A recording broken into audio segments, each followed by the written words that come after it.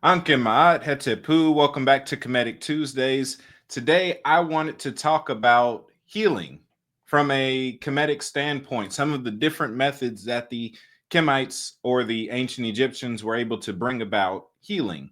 Of course, they were masters of actual surgical practice and are one of the best examples of the fact that the ancient world understood how to perform surgeries of equal to and sometimes greater levels of what we can produce today with modern medicine. Um, they, because of their affinity for really studying nature itself, they were masters of the physical body.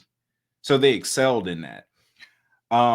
Now, I'm sure y'all didn't come here just to hear about surgery. So I want to spend the rest of this time focusing on some of the other natural ways or metaphysical ways, supernatural ways that they would bring about healing. So one of them is through herbal remedies, holistic ways, right? They would use herbs and spices the same way that we would use spirulina or uh, sea moss or baba, things like that. They would use certain herbal mixtures depending on what a person was afflicted with to help purge their system, to get the impurities out of their body, to help get rid of the toxins. They would give them a detox. So this was one of the earliest forms of that. They knew which herbs and which leaves, which plants, which fruit helped to bring about the intended result and help deal with a specific ailment. So they were masters of herbology. Not just that, one of the cooler or more interesting things that they would use for healing is linen, but moldy bread is the real interesting one.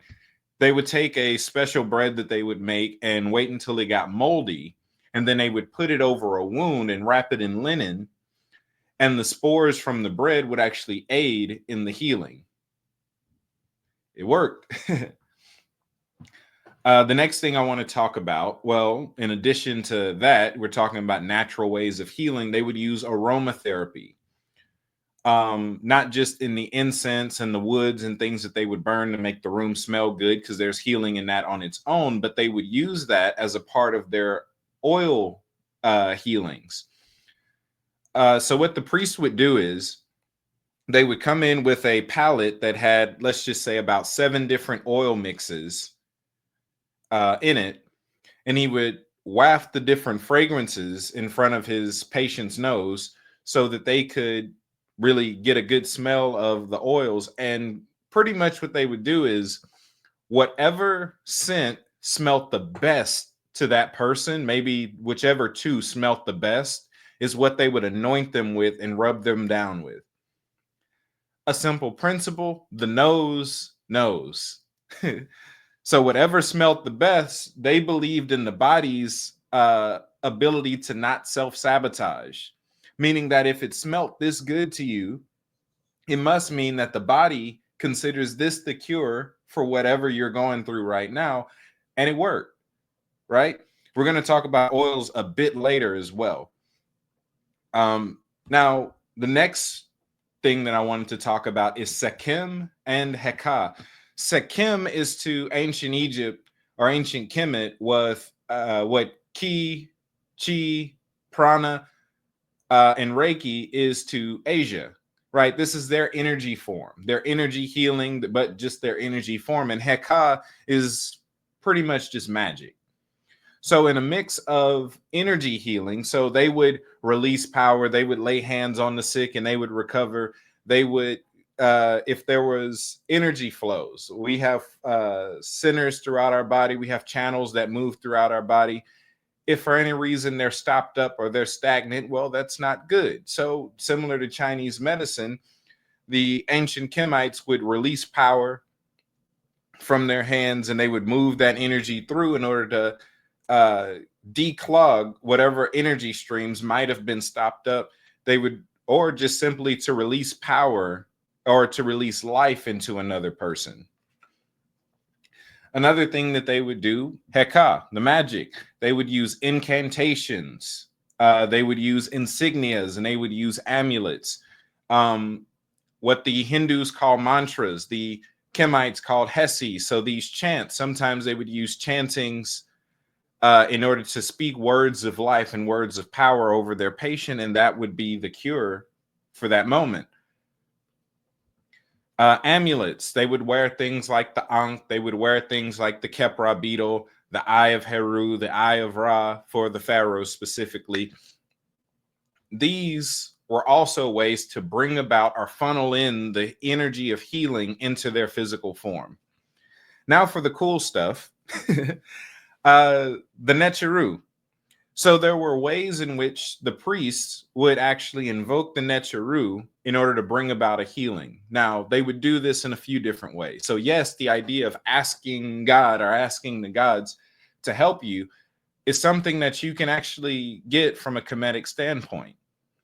There were a few ways they would go about doing this. They would either anoint and consecrate the room in such a way that it was holy enough or of a perfect vibration enough so that the Netcheru could begin to work in the room, preparing a place as sacred for divinity to move in this realm. And that's sometimes how they would get the surgery done. They're like, hey, we're dealing with something that my expertise alone can't handle. Let's prepare the room and get the Netcheru to come in and do it. That's one way that they would do this. The other way, the priest would, let's just say, open himself up as a vessel and allow the Netcheru to use their body. I found one case of that I was able to find where they would temporarily be, let's just say, the avatar of the Netcheru. Now, the other way, which I also thought was cool, is that sometimes the priest, through some means, was able to usher the person into a dream or a trance-like state where they could encounter the Netcheru themselves and get their healing in a higher realm, or at least bridge that connection themselves so that the Netcheru could move through them and fix whatever was broken. There's a lot of avenues that we could talk about when discussing healing. And like I said, the Netcheru was probably one of the coolest ones, that they were actually able to invoke the Netcheru to the point where they could get them to do surgery for them. Now, that's all I have for y'all today. But before you go, there's a few things that I'd like to share with you. For those of you who are interested in oils for healing or for metaphysical or spiritual practices, check out the shop on caveofmystery.org. That'll give you access to my catalog. I make a ton of oils myself that have spiritual applications. We ship all over the world, so if you're not in the States, just check and see. If we don't ship to your country right now, send an email and we'll see how much it costs and get that started for you. Now, for those of you who want more Kemetic studies, yes, this series will continue every Tuesday, but there's already a lot of stuff present on Patreon. So if you're not already a patron and you're interested in the deeper things of spirituality, specifically the things related to Kemeticism, consider subscribing. And with that being said, y'all be blessed. caveofmystery.org for all information related to me and my work. Until next time, y'all be blessed. Hetepu, Ankemat. Ankunjab Senebneb.